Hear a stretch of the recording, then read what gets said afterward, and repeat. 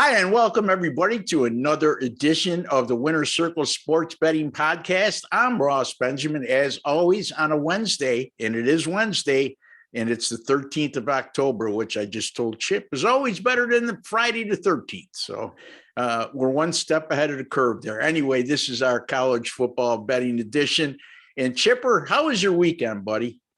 Well, Sunday was an absolute disaster. I mean, there's no getting around it. I couldn't find a winner anywhere virtually, except for Atlanta, which started the day. I thought we were going to have a good day. Saturday was gangbusters. Had a great day Saturday and pushed our one with our best bet. So we're coming along here, looking forward to it once again. I mean, the numbers come up, and it was kind of tough after Monday morning, but bouncing back with the big winner Monday night certainly helped. Yeah, well, you were telling me off air and shared this with the listeners, Chip, how well the general public did betting wise this past weekend. Well, sometimes we're called the Antichrist because whatever we like, everybody hates. And Las Vegas had their worst Sunday in betting. The public beat them to a drum on everywhere. They even middled that Cincinnati game with Green Bay because it opened 3.5, and all the sharps and all the wise guys took the 3.5.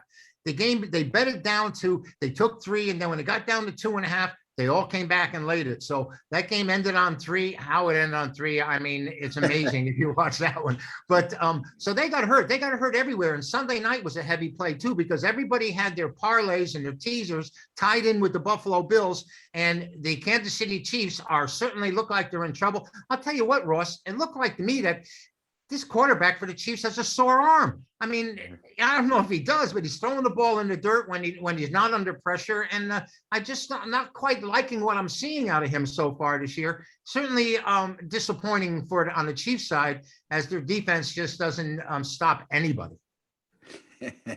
Yeah, it wasn't disappointing for me, buddy. Not whatsoever. Anyway, look, this is our college football edition, so we'll talk a little bit more about that in our NFL edition that will be up shortly.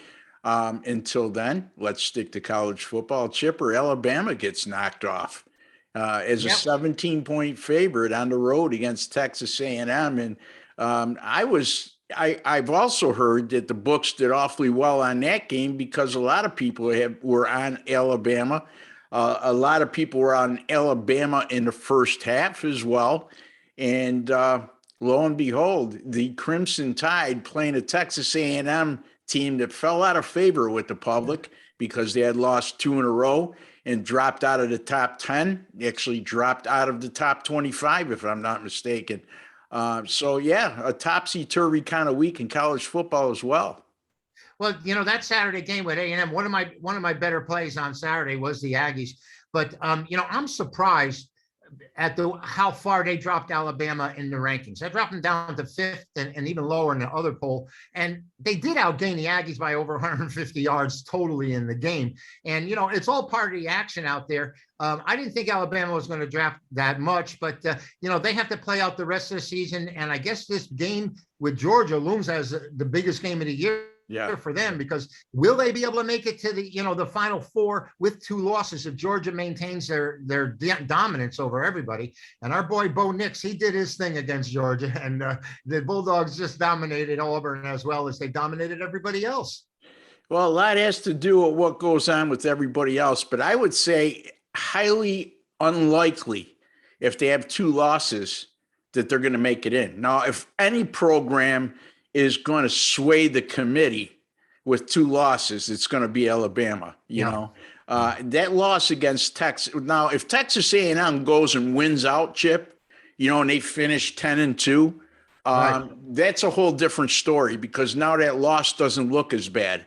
But if they revert back to how they looked the last couple of weeks, meaning Texas A&M, so that's going to have a lot to do with it. And again, the 2 losses are assuming they lose to Georgia, which is not really an easy assumption. So anyway, Chipper, you got a free play for us in college football on Saturday. Share it with the folks. Well, SEC is full of action, and these 2 clubs, Mississippi and Tennessee, really like to move the ball and like to run plays. Mississippi runs a play every 2 point. They run 2.89 plays per minute. Tennessee runs 2.87 plays per minute. That's a lot of plays per game. The Rebels, of course, have Matt Corral, who's right now maybe the odds-on Heisman favorite. I love that kid, Chip. He looks like he's got it. I mean, just his mannerisms, the way he handles himself back there. He pump fakes and throws, and he's got a nice touch. Completing 69% of his passes, Ross. 12 TDs, and even more impressive, 0 interceptions at this point in the season. But this Mississippi team is averaging 46.2 points a game. Tennessee has being rejuvenated this year after a horrible season, or actually worse than mediocre last year, are averaging 41.5 points. Now, the total on this game opened 78 and shot up to 82. And I think that's for good reason. With Corral averaging 299 yards per passing game, and the Mississippi defense under Lane Kiffin, I don't even think he puts 11 guys out there on defense.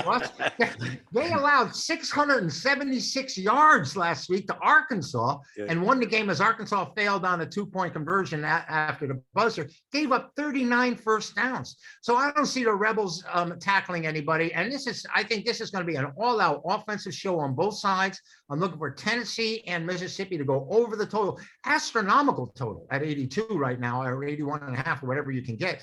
But that's huge. I mean, absolutely huge. We see numbers in the 60s and we start, saying how high it is. This one's just off the charts. And I have to say, it might be a lot easier. I think both teams are going to score at least 40 points. Yeah. So therefore, I'm going to play over. You could probably see a similar result than what you saw in the Mississippi game last week, where both teams reached 50. At the offensive pace that you alluded to in which they play. Matt Corral, let me get back to him. There's something about a player like that captures my attention.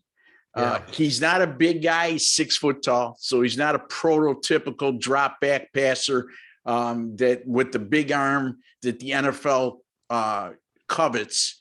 But by the same token, the kid plays with a lot of moxie. And he's mobile. He has a great feel. Yeah. It seems like he has a great feel out there for running an offense. He puts the ball on their hands, a very catchable pass, hits the receivers in the right spots. I'm impressed with him as well. And I saw him for the first time, where I got to see a lot of them against Arkansas last week. And I'm with you, Ross. I think the kid can play. I don't know if he's going to win the accolades and award by the end of the year, but he should be in the running though, right, Chip? If it's about the best college player, he should be in the running at least. Absolutely. Absolutely. He may be the odds-on favorite right now. Yeah. I mean, again, I love his moxie. I love his character. I love his leadership skills on the field. His body language breeds confidence. So, he's a great player. I like that kid. Now, having said that, he might not even get drafted in the NFL. I don't know.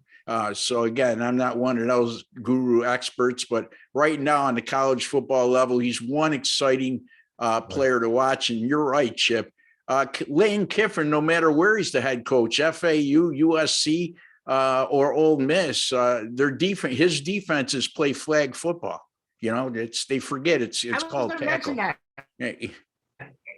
It's funny you said that. It reminds me of when we used to play touch football as a kid, and we used to play two-hand touch. So, scores were happening all the time. So what's going on now in the SEC? The whole college genre has changed completely. I mean, when Archie Griffin won the Heisman Trophy way back when, he only completed 54% of his passes. So, it's so different now. These guys are so mature coming out of high school. Archie Manning, you mean? Archie Manning? Who did I say? Archie Griffin was a running back. Archie Griffin had back-to-back Heisman, so maybe I could be forgiven for that. From But Ohio I do mean Archie State. Manning. I apologize, and I thank you for correcting me. Yeah, Archie Manning. That's he was a very unlike his two kids. He was a very elusive runner as well. He was a great runner. Yeah. Anyway, let's get to my free pick, and it comes in the ACC, and I'm also going to be looking at a total here, Chip. And it's a high one, not like the total that you just alluded to. but it's 69 and it comes into the Duke and Virginia game. You know, here's the thing. We have to start looking at this when you look at totals is how many offensive plays per game a team runs. And you just brought up a good point, Chip. And these two teams, I don't think a lot of people out there realize Duke averages 80 offensive plays per game this season. And Virginia is just a tad under that at 78. Those are lightning quick paces. Yeah. But even by college football standards. And then you're looking at a Duke team that's coming off a 31-27 home loss to Georgia Tech.